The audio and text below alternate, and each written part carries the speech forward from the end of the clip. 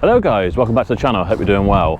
Hopefully you can hear me okay with the wind out here. The sun's out, which is absolutely gorgeous and lovely to see this time of year, but it is very windy, so hopefully you can hear me okay. We'll get in the car in a minute. So what we're looking at today is a car that we've got in stock, and I was just replying to an inquiry on it, and I thought, do you know what, I ought to go out and make a video on that car, because that's a bit of me, that is. I really like that car, and do you know what, I hadn't actually sat in it up until then, so I pulled it out and I thought we'll have a little walk around this car, I'll have a little talk about it, and interestingly we'll talk about the message that I just had. So let's have a look what we got. It is a 2012 Ford Mondeo, and it's a 2.2 TDCi, and it is the Titanium X Sport, and it is looking very well, if you ask me.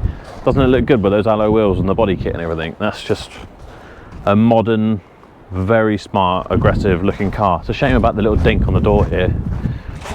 Not really jumping out in this light. See if we can get the paintless dent removal man on that. But otherwise, the car's looking pretty tidy. I think, you know, we ought to do the wheels. They want a good refurbish. And interestingly, while looking at the wheels, see it's got these anodized style wheel nuts on there. If you've ever owned a Ford, you probably would have known the sort of wheel nuts that they've got. I wonder if I got another one here we could look at. But basically they've got wheel nuts, and they've got like a little sleeve cap, basically a cap I should say, over the wheel nut, and you kind of have to have a special nut really, or socket, to get them off, and they tend to break, and they're just a bit of a nightmare. I don't know why they did it. I don't know if they still do it on their, you know, more recently released cars, but certainly for a long time they had these horrible spinny cap type things, and you had to have almost like a 17.5 or whatever. Don't quote me on that, I don't know for sure, I'm not usually taking wheels off, but I just know that they're a nightmare. And in fact we've got a car in the workshop now, and we're having to replace 10 of the wheel nuts because we know we're going to damage these getting them off, or getting rid of the locking wheel nuts and then getting rid of a couple others that are just going to get damaged as we take them off. Nightmare. Anyway, back to the car. So nice twin exhaust on the back, that always looks nice, doesn't it, with a little rear diffuser on the bumper. Rear privacy glass. It just looks smart, doesn't it? At least I think it looks very smart. Of course you've got parking sensors down here.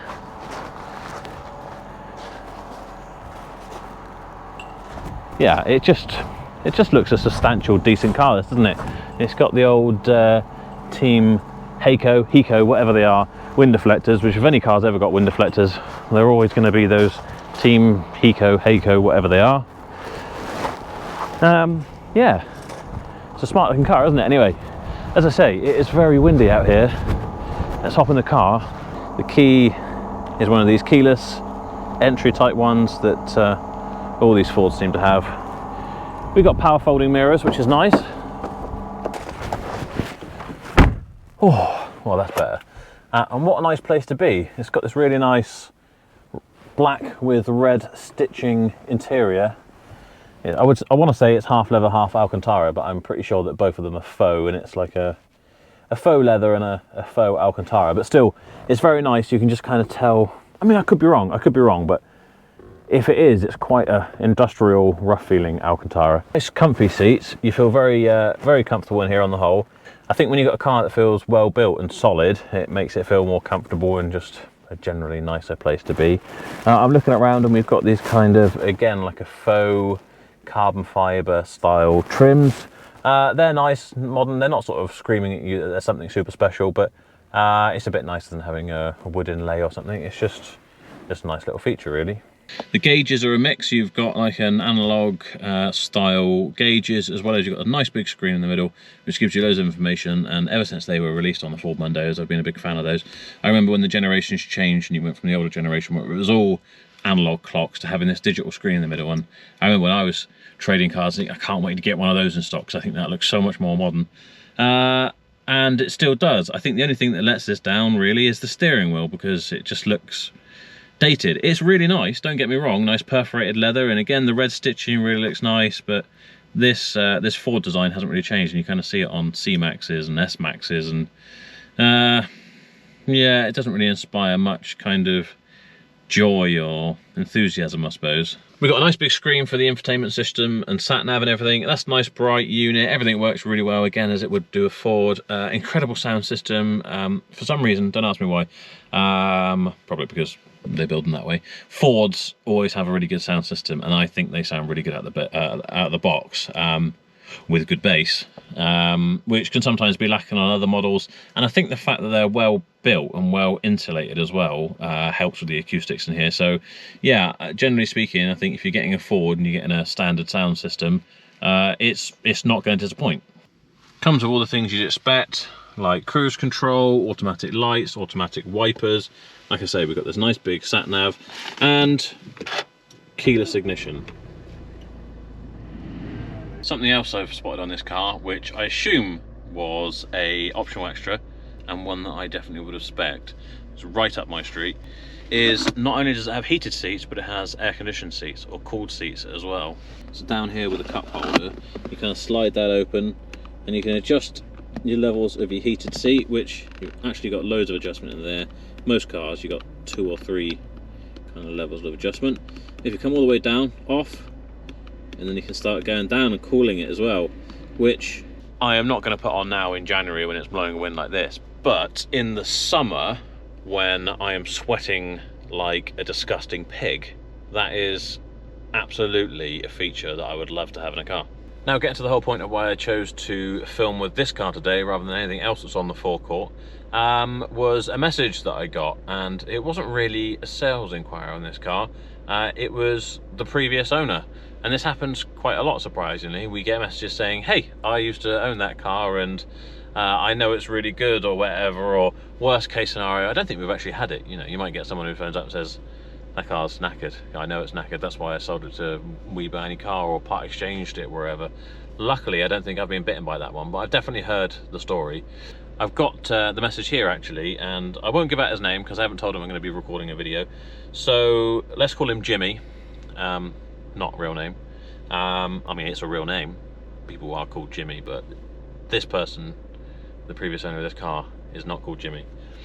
Don't sue me. And he has said, hey, this is going to sound a little sad, but I'm the previous owner. A couple of facts you wouldn't have known is that the car has been remapped and last checked was running around 240-ish brake horsepower. Had to upgrade the intercooler pipes for it as well. Just thought it'd be helpful to know as much about the car as a person can. Thanks, Jimmy. Jimmy, I don't think you're sad at all, mate. I actually really appreciate it. Anyone who does message me and says I know something about the car, I'm always grateful. You know, it's a bit more information that perhaps I wouldn't have known. It's great to know some history. That's one of the questions we always get asked, like, what do you know about the car?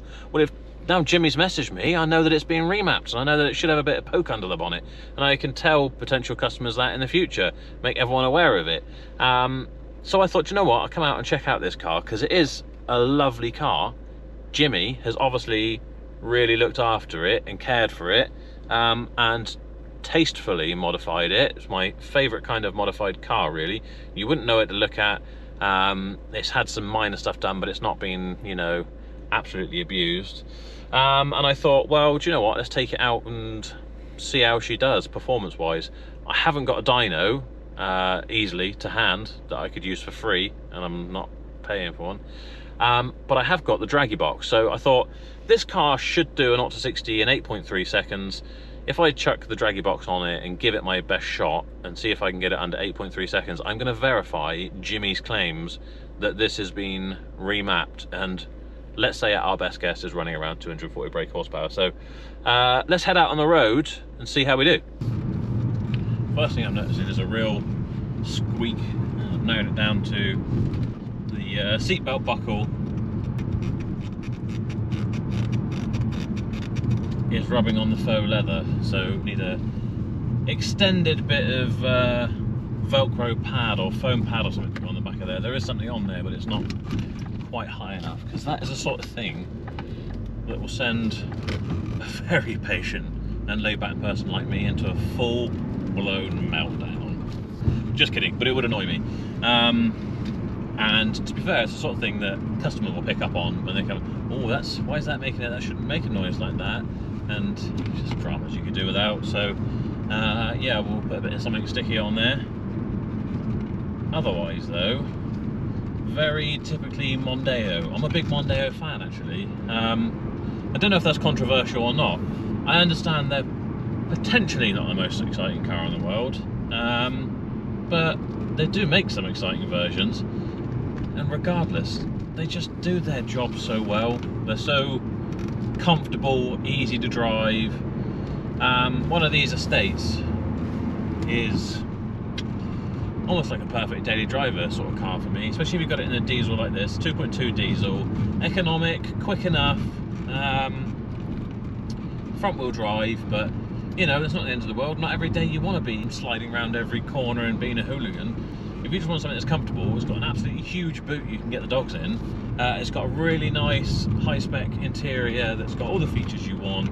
It's got climate control, and it's got heated seats, navigation, connects to your phone so you can listen to your music or your podcast or something. Then, you know, what more do you want, really? It certainly ticks a lot of boxes for me, and I think the styling on them is actually really nice. I think they look like a really nice modern car. I think they probably look a bit more money than they are. But again, that's just my personal opinion. Let me know what you think. Are you a Mondeo fan or not? There's obviously some absolute Mondeo nuts out there who love them, and you know, it's their favourite car in the world. And obviously some people are just going to be not that fussed and want something German and exotic. But I think these get overlooked quite a lot of the time. I think it's maybe not until you drive a Ford Mondeo Focus of this era, and Fiesta, of course, a brilliant car, how kind of just solid they feel and dependable and comfortable. I've done so many long journeys in this to London and back, you know, 3 hours each way, and it's probably one of the more comfortable cars that I think I could pick to drive in. Don't ask me why. I think it's just they require minimal input from you. You know, they're just tried and true. They're going to cruise down the motorway nice and easy. You put your cruise control on. It's not asking you for lots of input and adjustment. You're not having to do a lot of clutching and all that sort of stuff, because it just does what it should. While I was slating the steering wheel earlier, saying that it's not particularly exciting or pretty to look at, it does feel comfortable, and your hands feel very well placed. You feel like you got very good control of this vehicle thanks to the steering wheel. And it's a nice, whether it's leather or not, it's a supple material that you're holding on to, which sounds a bit of an odd thing to say, but it does make a difference, I think, when, you know, this is your input and control on the car. You know, your hands need to feel comfortable, and you need to feel convinced that you've got a good grip of that. So on that front, it's scoring high for me. So far, it's hardly intimidated me with its power. I feel like it is quite spiky with the boost coming on. Obviously that's down to the map. It's probably just asked for a whole lot of boost, and I wonder if when we get a chance to get our foot down, it's just going to be a bit of nothing, and then all of a sudden wheels all over the place. But we will see. I'll find a nice little spot where we can do this quick draggy run, and we'll find out whether Jimmy is legit. I have to say, I think this one, being the Titanium X Sport and having the big alloy wheels, I didn't actually look what size they are. I imagine they're 19s most likely, but they could even be 20s on this size of car. It's kind of hard to tell sometimes if you look. It's definitely a little bit noisier for road noise than it would be if you just had something like a Titanium, for example, which would have slightly chubbier tyres on it, which of course, you know, to some people's eyes is not going to look as nice and sporty, but it would give you a bit more cushioning, a bit more quiet while you were driving along.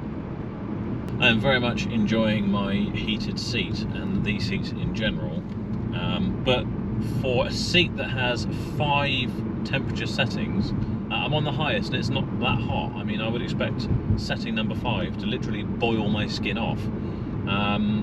But it's what I would expect from setting number 3, I guess. So yeah, not overly impressed with the temperature out of this. Someone who suffers of a bad back, I do like to kind of roast my back in a car if the option is there. Or check out the Daihatsu Charade. Don't let Dan see that. A working one. Right, so draggy box set up. Remember that 8.3 is the standard 0 to 60 that we need to beat. Here we go, try out the wheel spin too much. Oh.